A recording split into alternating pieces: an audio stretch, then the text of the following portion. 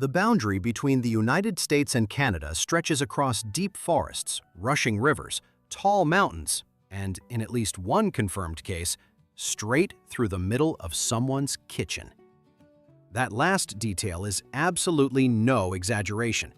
From an old public library that sits in two countries at once, to a tense near war sparked by a single roaming pig, this threshold holds more unusual history than nearly any other map demarcation on the entire planet. Most people have never come across these 15 distinct and fascinating facts about the long US-Canada divide. A 20-foot wide corridor of cleared trees runs through forested sections of the boundary. Dedicated workers equipped with chainsaws and heavy machinery cut down tall trees and large brush along this strip to keep the demarcation highly visible to anyone walking nearby. Tasked with keeping things consistently clear, the International Boundary Commission maintains this long corridor, which climbs steep mountain slopes and cuts through dense forests where hardly anyone ever sets foot.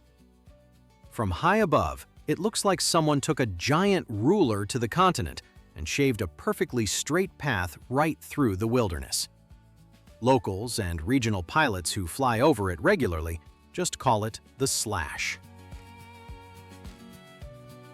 One uniquely placed building exists in two countries simultaneously. The Haskell Free Library and Opera House sits directly on the boundary of Derby Line, Vermont, and Rock Island, Quebec. Entering the front door places visitors physically in the United States, yet most of the available books rest on wooden shelves in Canada. A black taped marker on the reading room floor explicitly shows patrons where one nation ends and the other nation begins. For well over 100 years, people from both sides of the line walked through that same entrance without ever showing a single identification document, which established it as one of the most quietly unusual public buildings in all of North America. A geographic accident from the 1840s still causes logistical problems today. Point Roberts, Washington, sits at the very tip of a peninsula hanging just below the 49th parallel. To drive there from anywhere else in the contiguous United States, a person must cross into Canada, travel several miles through British Columbia, and then cross back again into American territory. Politicians and treaty negotiators drew the frontier as a perfectly straight path, without fully accounting for what land formations that trajectory would eventually cut through, leaving Point Roberts completely stranded on the wrong side of that historical decision. Another geographically isolated community shares a very similar origin story, only the map mistake happened much earlier. Jutting up into a Canadian lake, the northwest angle forms a small piece of Minnesota, making it the only part of the contiguous United States located strictly north of the designated latitude parallel. Reaching it by road requires driving directly through the province of Manitoba. The error traces back to a 1755 inaccurate map of Lake of the Woods the treaty negotiators used in 1783 to legally define the boundary. By the time anyone actually noticed the physical discrepancy, the legal divide had already been drawn and formally ratified by both governments. One of the most unusual near conflicts in North American history started over common livestock.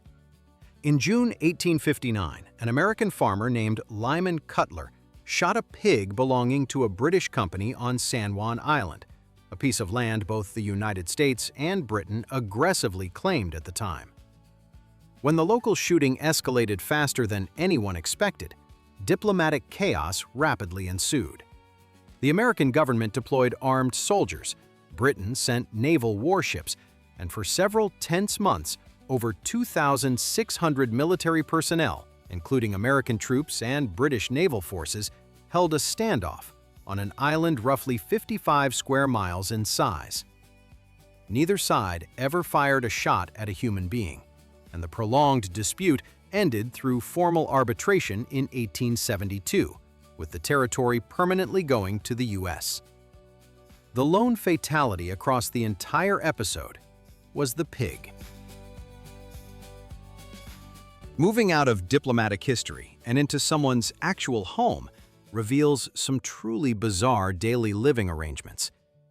In Estcourt Station, Maine, the demarcation runs directly through several residential buildings, which means certain residents sleep in a bedroom on the Canadian side and walk to a kitchen on the American side without ever stepping outside their house. For many years, this created real logistical complications around official customs rules and local emergency services. A sudden house fire in Estcourt Station once raised the difficult question of which country's fire department carried the legal authority to respond first, and nobody involved had a clean or immediate answer. Peace Arch Park offers one of the genuinely warm community stories along this international divide. With the large monument dedicated in 1921 on the threshold between Blaine, Washington and Surrey, British Columbia, the surrounding area now operates as a shared public space where Americans and Canadians can freely meet without any passport check or custom screening. Visitors face exactly one restriction: they cannot exit onto the opposite country's side without clearing official government checkpoints. Families, separated by strict immigration rules, used this green park for years as a meeting point, sitting together on benches with a global boundary running directly between them, with no paperwork required to be in the same physical place at the exact same time. A specific global record about this long divide is worth pausing on. At well over 5,500 miles, the US-Canada border is less than half the length of the Great Wall of China, but holds global recognition as the world's longest undefended boundary. Look closely at the region, and you will see no military forces patrol the tree line. No armed checkpoints appear every few miles along its full length. While often traced back to the Rush-Bagot Agreement of 1817, which strictly limited naval presence on the Great Lakes, the true undefended land border emerged decades later, and that peaceful relationship has held without a major armed conflict for more than 2 full centuries. Imagine a Canadian island with an American front door. Campobello Island belongs to the Canadian province of New Brunswick, but the only physical vehicle bridge connecting it to the mainland runs directly from Lubec, Maine. For decades, residents living on Campobello had no practical road route to the rest of Canada that did not pass through the United States first, which meant crossing a national frontier just to reach a local Canadian grocery store. A seasonal ferry service now provides a much more direct travel option during the warmer months, but for most of the calendar year, the American bridge remains the primary physical connection for everyone on the island. An unresolved diplomatic argument still actively lingers off the eastern coast. Machias Seal Island is a small rocky outcropping in the Gulf of Maine, and both the United States and Canada claim official ownership based on completely different historical documents, including the Treaty of Paris signed back in 1783 and a 1621 British land grant. To stake their territorial claim, Canada continuously operates a lighthouse directly on the island. The U.S. maintains historical fishing rights in the exact same area. Atlantic puffins nest on the location in very large numbers each year, drawing avid birdwatchers, who sometimes cross from the American side without fully registering just how politically contested the rock beneath their feet actually remains. One specific territory cuts into something far more complicated than simple maps and paper treaties. The Mohawk community of Akwesasne occupies sovereign land that spans the US-Canada threshold, physically touching New York, Ontario, and Quebec simultaneously. Community members crossing from one section of their own indigenous territory to another must physically pass through official federal customs checkpoints, which means some local families cross the international divide several times in a single day just to visit relatives, reach a community school, or access necessary medical care. The residents have long maintained that the demarcation itself was forcibly imposed without their consent, and legal disputes over customs authority between Akwesasne's government and both federal governments have actively continued across multiple decades. Zero Avenue is exactly what the name suggests. This paved road in the lower mainland of British Columbia runs completely parallel to the U.S. boundary, with absolutely nothing separating the pavement from American soil except a shallow green grass ditch.